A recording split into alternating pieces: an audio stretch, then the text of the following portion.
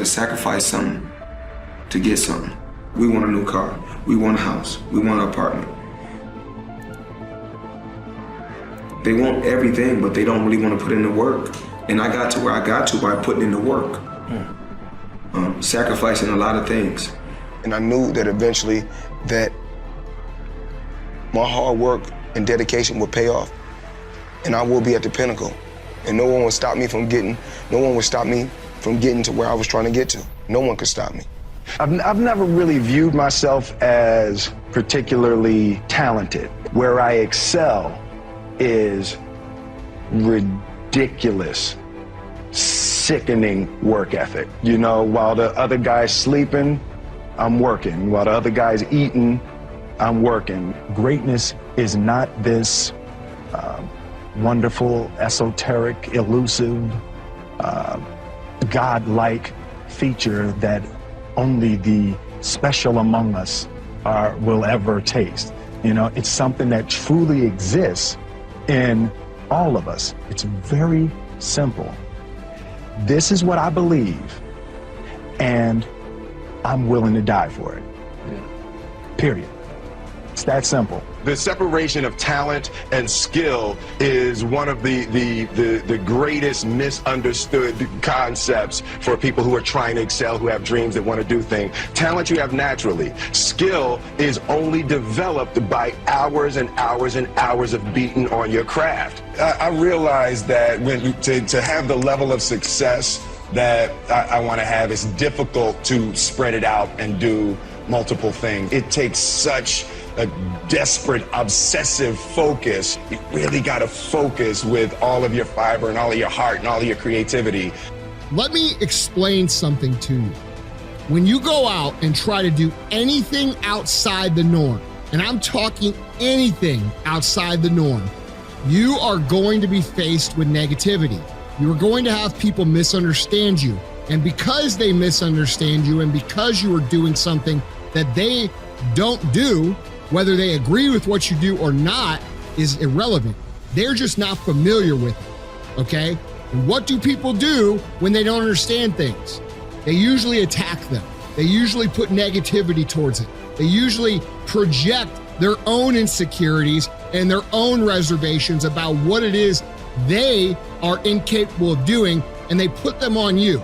And so when you start out in business, or you start out on a weight loss journey, or you start out to be a better person, you are going to face negativity. And I don't give what any of these frou-frou, fluffy gurus out there tell you, okay? Everybody likes to pretend this is an ideal place. They like to think that everything's really gonna be nice, and it's gonna be easy, and it's gonna be this. And I just have a really hard time telling you guys, because it's not true. If you can become someone that can transfer negativity into productive action, you are literally unstoppable by outside circumstances and outside elements. The only person that can stop you when you're able to do this is you. And the way you stop you is you can burn yourself down, right? You can get too negative. You can get too hot. You can get too frustrated. So it's something that you need to learn how to pivot on, but also control in a productive way. Everybody has dreams, and as much as you want to be able to listen a little bit, because somebody's going to give you a gem, but nobody knows but you. You can't get advice on what you should do with your life, right? Nobody knows what you are.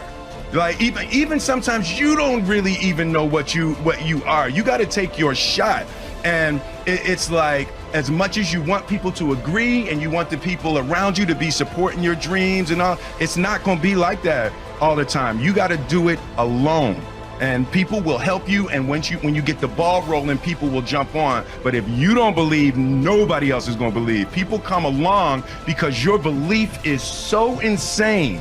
Yeah. Following your dreams is a lonely, solitary, scary, dangerous pursuit.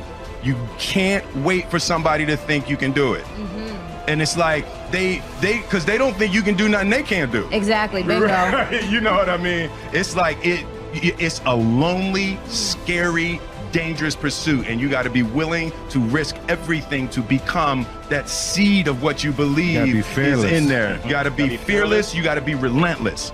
Life and the way it works, and no matter what you want to do, when I say this, you can get mad about it, you can argue with it, you can say it's not true, it doesn't matter. It's no different than gravity. You go take a step off the building, you could say gravity's all you want, but you're gonna crack the skull on the ground. And if you think that life doesn't work in a very simple equation, which is what you put in, you will get out. You are gonna lose. You know why the results are never there? Because you can think about it, you can wish for it, you can hope for it, you can think all about it all as long as you want. But unless you get out every single day and put in the work inch by inch, you will never get there. I'm not the smartest guy on the earth, not even close. But I figured out one thing, that when you follow the plan as it's supposed to, and you work to build the skills that it takes to actually adhere to the plan, meaning your discipline, your fortitude, your ability to endure, okay? Your grit, your determination, your self-esteem, your self-worth, your confidence that you can achieve what it is you want to achieve. These are all skill sets. When you learn to develop these skills, even if you don't have the talent, I don't have any talent. You guys all think I have talent because I've been doing for a long time. I do not have any talent.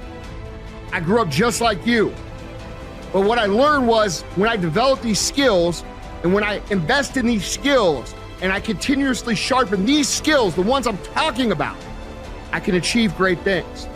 And if I can achieve great things, and I'm a regular dude who grew up on a fucking gravel road, who was a fat little kid that everybody made fun of, I'm pretty sure you can too.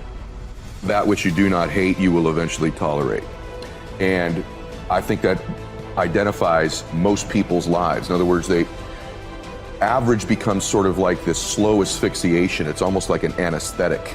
And that over time we become kind of immune and dulled to the average that we're becoming. You're gonna get out of your life what you'll accept. That's really difficult for people, I think, to understand is, look, what you think you're worth and what you're gonna tolerate is absolutely what you're gonna bring into your life and what the outward part of your life's gonna look like. And so I live by that. Like, I let myself sort of feel the pain and the difficulty of being not where I wanna be in whatever that area is, whether it's my spirituality, my relationships, my money.